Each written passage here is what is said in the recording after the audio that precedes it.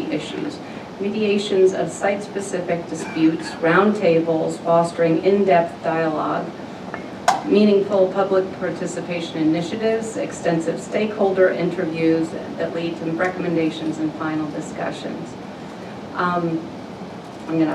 But back a few years ago, there was a big effort at the MTA to improve the public engagement process. And Alan was at the heart of that, and there were several roundtables held around the fair hikes, I think was what it was. And I think the perspective is much more to take the opportunity to teach people about the MTA in the process of why fares sometimes need to increase. So we thought, because we have a big initiative and desire to improve the public engagement process, hearing directly from Professor Zirkin, to understand better what he proposed at that time, which is something we still feel is really valuable. Doesn't seem with the fair hearings it's going to be able to have a lot of progress this year, but we're hoping going forward we'll be able to have an improved area. Thank you very much, Ed. As you may have gleaned from Ellen's lovely introduction, a generous introduction, my work is both as a teacher and, to a lesser extent, a researcher, but as a practitioner. And the work I did in 2007 around the fare increase proposal was just one example of the sort of new and innovative kinds of approaches that I think were being thought about at that time. I'm delighted to have this opportunity to talk to all of you about a couple of things. One, just my general thoughts and approach to issues of public participation, effective and meaningful public participation, and in particular to share with you the findings of a research study that I did with some colleagues at the Wagner Graduate School back in 2009, 10, 11, because I think you'll find those illuminating as well and still relevant. I want to thank PCAC in general for providing this opportunity. I'm very pleased to have been asked to come, and in particular to Ellen for having reached out and I think shepherded that. I also want to tell you that my one regret about being here is that I'm here alone because my very dear friend and colleague at the Wagner School with whom I did this research project in 2009 through 11 was Dennis Smith. And I don't know if any of you knew him or knew of him. Dennis Smith was a remarkable scholar, a remarkable teacher, and more than that, a remarkable networker. The Wagner School is not the same place without him. I choke up when I think about it. He was a dear friend and colleague, and he is deeply missed. He died 2 years ago, a year and a half ago. And he would have wanted to be here.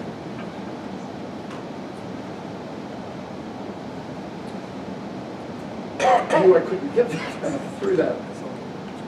Thank you. So, I want to provide some general perspectives about public participation. Not that I think you don't think about these things and haven't thought about these things, but I thought perhaps some of it would be new or put a fine point on things that might be worth our discussing. And then I'll talk about the research that we did and the recommendations that we made to the MTA from that research, and some thoughts about the strategies that we thought could be employed, which Ellen referred to in her introduction. So, what are the benefits of public participation? Well, you get useful input from it.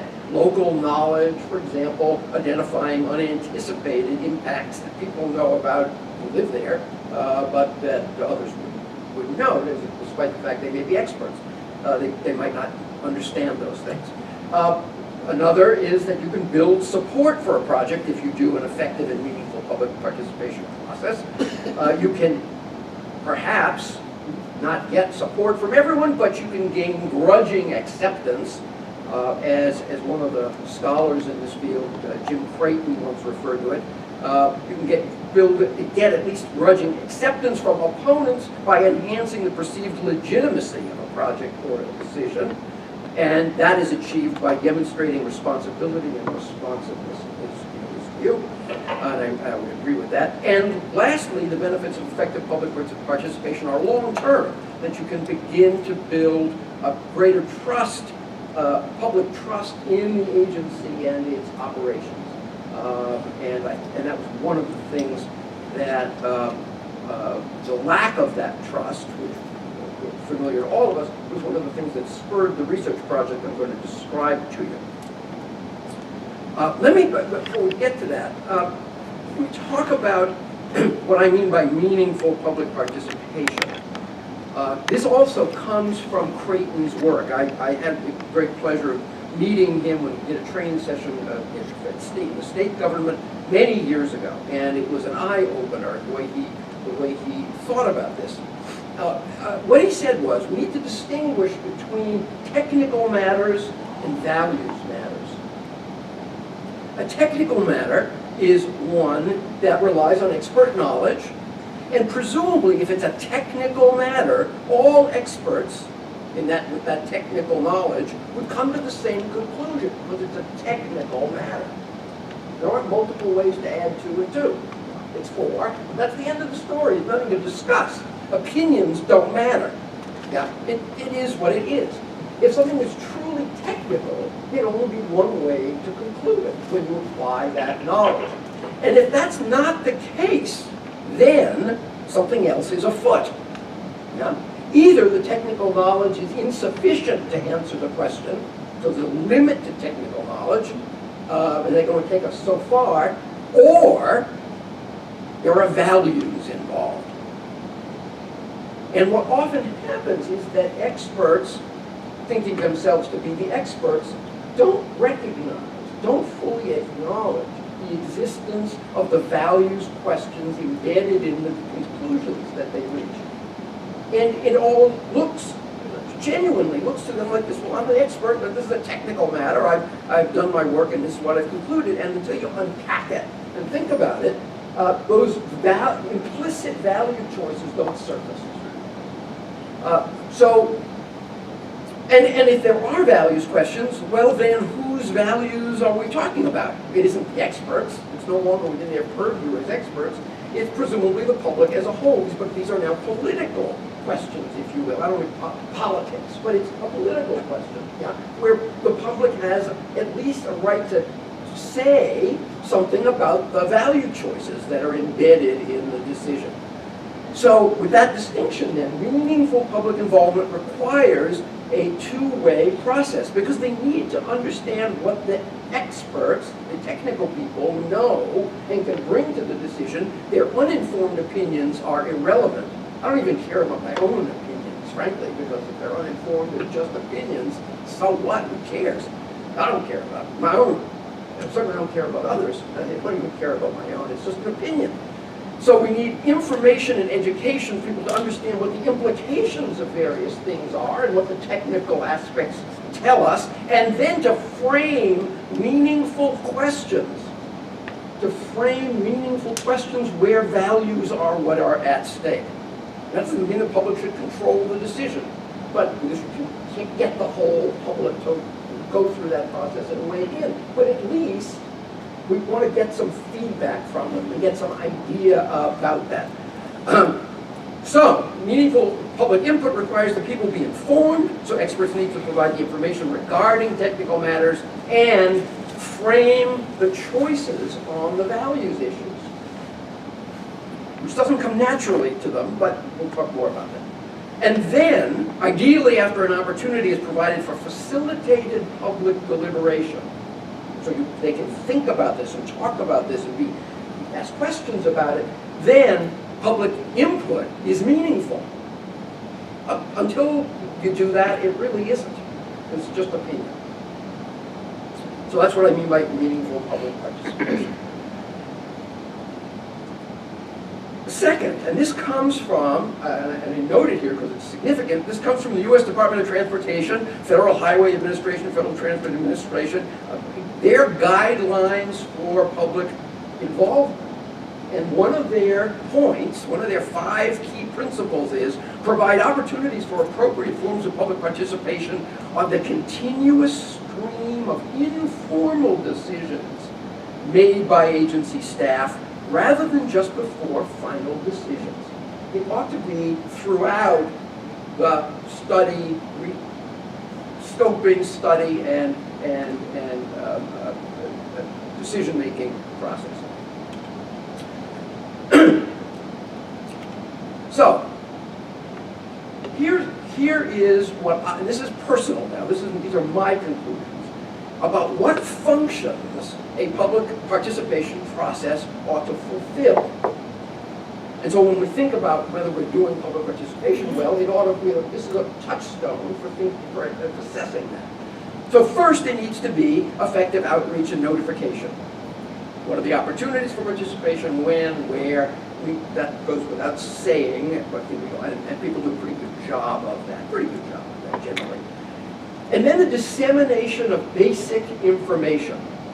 That may be part of the outreach process, letting people know what's at stake, why it might be useful or important for them to participate. Just saying what the topic is isn't sufficient. It has to be clear what impact this might have, what the consequences might be. So some kind of basic information should go along with that notification, the outreach and the notification. But then there is a deeper level of education that's needed so people can fully understand all of that. The first part is sort of a teaser. That initial level of dissemination of basic information is to get people interested in participating. I'll give you an example of this. Years ago, I did some work for the Public Service Commission on the very first rate case that came under deregulation, following deregulations of 94 or 5.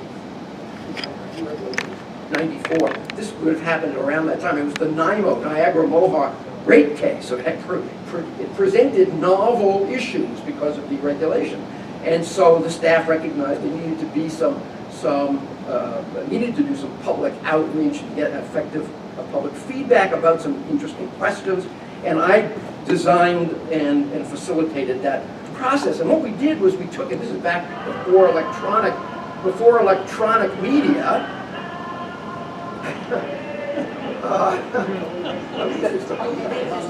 It's going to be disruptive, at least it's so what we did was outreach in those days was done by newspaper ads.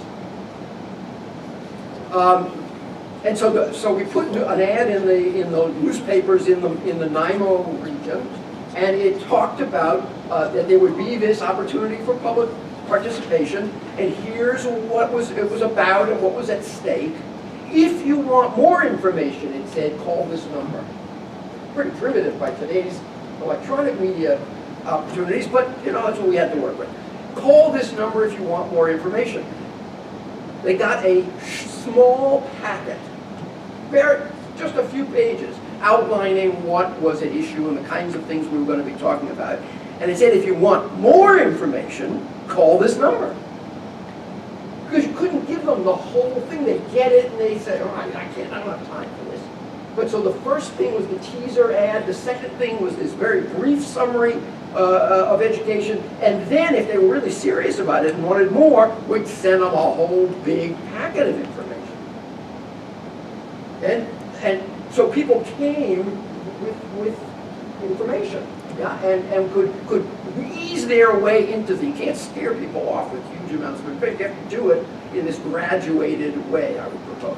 So that's what the outreach, notification, basic information education process looked like in that example. And let me say that when we asked people their opinion, asked them to evaluate the process that we worked through with them, which was, let me just describe it briefly, it would be a presentation by a member of the staff. I had worked very closely with the members of the professional staff at the PSC, Department of Public Service, to be able to take very complicated technical problems and boil them down to ways in which people could understand that. And then after about a 10-minute presentation about that, people would have a chance to talk about it off-site. We had multiple sites connected through TV links. And they went offline and they would have discussion for a while and they would report back to each other and us. And then we'd go on to the next segment. And here's what the assessments were of that. The people in these various remote locations, because NIMO territory is huge, said overwhelmingly this was the best public involvement they'd ever participated in. Because they could tell that the issues that the staff was asking them to weigh in on were issues the staff wanted some input about. They were meaningful questions. So they weren't just being asked their opinion about stuff they didn't know about, that had changed to become informed, and these were real questions, and they could engage with the staff about that, and they loved it. And the staff said, we've always been very cynical about public involvement, because people don't know what they're talking about. This was the most important, meaningful public engagement we'd ever done. It's a great success. Fourth function here is the opportunity for facilitated deliberation of the information and the issues. Critically important, and usually doesn't occur.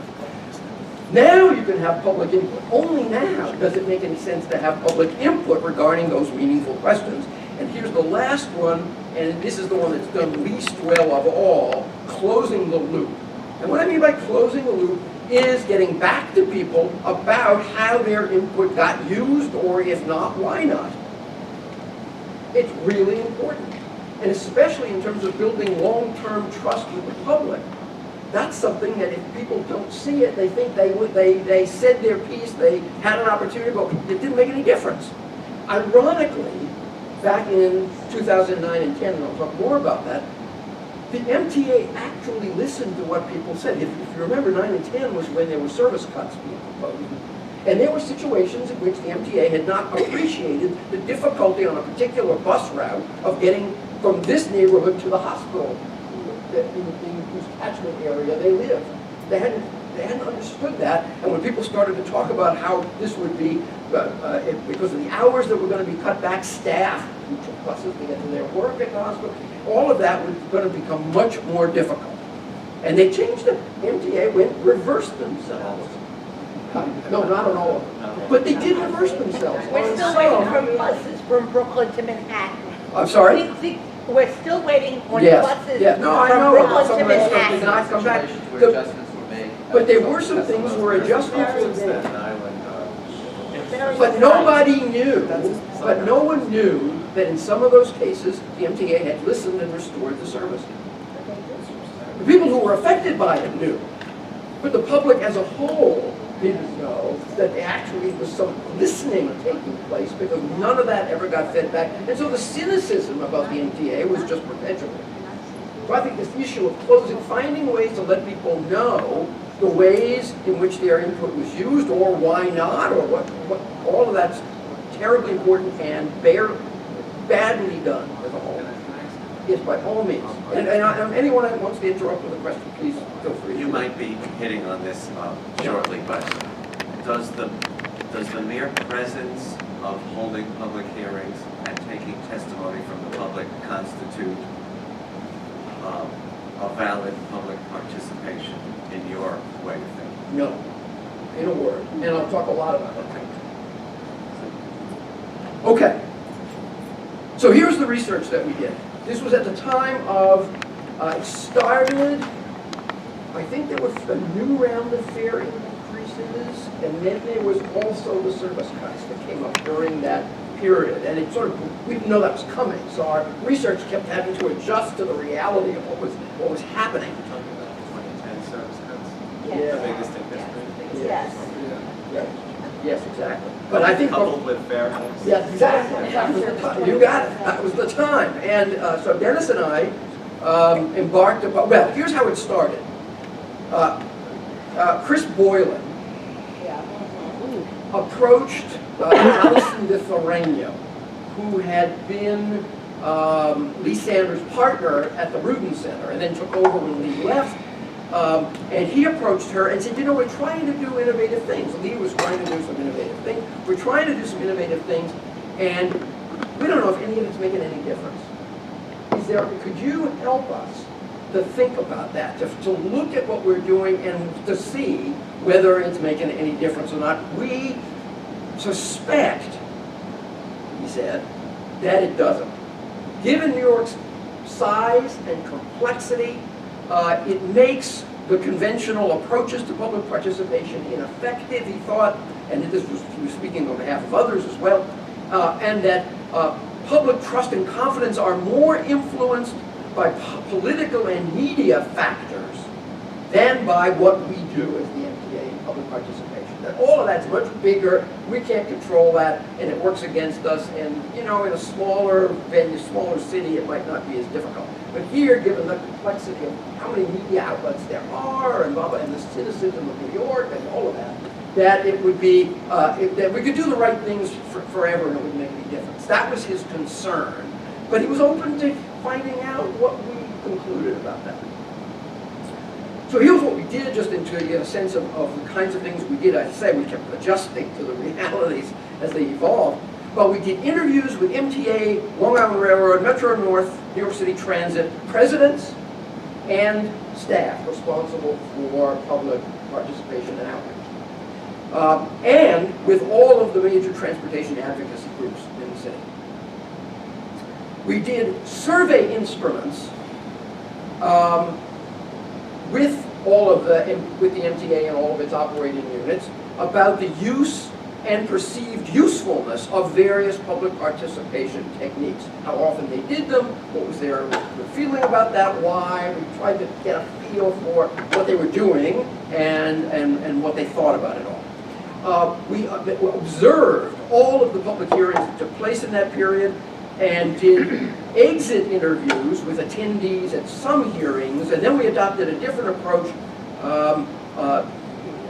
in which we did a very interesting before and after questionnaire. As people arrived, we gave them a form and asked them to take a moment and fill that out. We had it coded in a way that when they exited, we could give them we actually handed them the second form as they went in, asked them to bring it back to us as they left, and we'd ask them for it as they came back out, and we were able to put them together to see what reaction they had to actually being there. Because the first form asked them why they had come. Was it to speak their mind? Was it to provide support to others who were going to speak their mind? Was it to learn? Why were they there? And what happened? And what they thought of it all at the end. And lastly, because of Boylan's concern about the media environment, we did a content analysis of media coverage through that whole period to see whether he was right to be cynical about the effect of the media. So those are the kinds of things that we did. It was a pretty far-ranging kind of research project. Did you ask folks in the end if they thought they had been listened to? Yes. Yes, among other things. Yep. Yes, please. When you talk about Public. Yeah. when you talk about public participation, are you lumping together individuals, political representatives, community boards, and everything, or are you talking just about individuals who speak, who come to speak about their concerns? It's a good question. I'm speaking generally here. We could parse it out and talk because you would do different things under certain circumstances where you wanted to engage serious advocacy groups who understood the issues, thought about them, had a lot to say. You want to work with them closely. You would do something different with them than you would do with the general public, right? So I'm talking about all of it, and I'm not making that distinction clearly here, and probably we could make that distinction usefully. Don't you think there is a big distinction between an elected official who comes and says, I'm speaking for my constituents, and then the constituent says, no, you're not speaking for me, and then the community board says, we've already had our hearings and this is the consensus, but it's not necessarily, you're mixing, to me, that's mixing apples, oranges, and getting a very messy Well, we'd have to talk about which context you're talking about. It sounds like you're talking about some very particular situations. No, I'm talking about like the last fair raise. Oh, okay. And what you're talking about, Right. and the cuts in service and. Yeah, and- see, it goes to the question, I think, of what venue we're talking about. So if we're talking about public hearings, which is when the public, the electeds tend to show up, right? If we weren't relying on public hearings as the primary modality for public participation, they might not have the same preference for playing to the crowd and the media. If the crowd's not there, they may not show up. They would send a letter if they were serious. They'll put out a press release. So I think the electeds are a special case. We have to, this really occurs in the context of public hearings, is the problem. And I want to talk about public hearings because I think they're dreadful, counterproductive. But we'll get to that. And we'll come back to the question. Let's see if it gets answered along the way, and if not, let's come back to it. So just to follow up on that, with the different types of input, wouldn't that just be weighed differently? I'm sorry, say that again. When you look at the categories that she just shared, Yes. elected officials, community boards, wouldn't that, in reviewing the input and the feedback that you're getting, wouldn't that just be weighed differently? If you're taking into account their play to the media or stuff like that? Sure. If you thought that someone was just making a speech for Grandstanding. grandstanding, yes, but- exactly. but- For grandstanding, you would weigh it less than But you would with public But that's- advocacy organizations Right. that are serious about the issues and But- think a lot about them. So then my point would still be, you're still making a judgment on that. Someone's got, oh yeah, I mean. And there are yeah. judgments that are being made That's and right. assumptions that are being made. So that's how you're weighing those particular. But I'd rather be thinking about how do we change the structures, the mechanisms, so that you don't have grandstanding either by members of the public or by the electeds. Right, but that's what I'm saying. Yeah. When the way I understood it, when you say general, is anybody that's coming to give you input, whether it's someone that's on this advocacy group or someone Right. from the street, they're still giving you input. Yeah, the And question so- in my mind is whether it's informed input or not, Right. right? If it's not And- informed, And then, again, that's making assumptions that even the people that are around a particular table are as informed as you think they should be. yeah. So it still goes, it seems to me that in any case, you're making judgments on the people that are coming forward to bring input or to give you feedback. So it's Yeah, but you still, see, let me just clarify. I mean, there were times during these horrible public hearings where where members of the public actually said some things that were important and useful, and there was a wonderful moment. I'm trying to remember where this was. It was in Manhattan. Jay Walder was there, and some kids, some school kids, made a point, and he said, "I want to talk to you about this later. See me when the hearing is over." Or let's meet later. I forget. I think it was meet later. But he actually, uncharacteristically, I don't mean uncharacteristically of Jay, but uncharacteristically of public hearing process in general, actually said something. He actually said something. And he asked them to engage with him at another time because that was very important to him. Now, that's extraordinary, but that's the exception, right? So how? It's not that people are dismissed out of hand because they're just members of the public. It depends on whether they're saying something that's informed and interesting. Right? The roundtable session that was held. Now, I'm going to talk about that in some Okay. detail. Because that had elected official aides and everything. I mean, that was a really interesting Yeah, discussion. I want to talk about that as Okay, well. all right. Yeah. Okay. Yes, please. Go ahead. I disagree with you a little about his meeting with the school children. Jay knew myself and many members of the community very well. And he knew clearly what our issues were, and they were not important to him. and he blew us off repeatedly. So the issue comes down to, he had his preconceived notions. Sure. He believed what was best for the MTA and didn't give a damn about the disability community. In fact, he told me I should just use Accessorize. And I said I was not going to waste the MTA's money.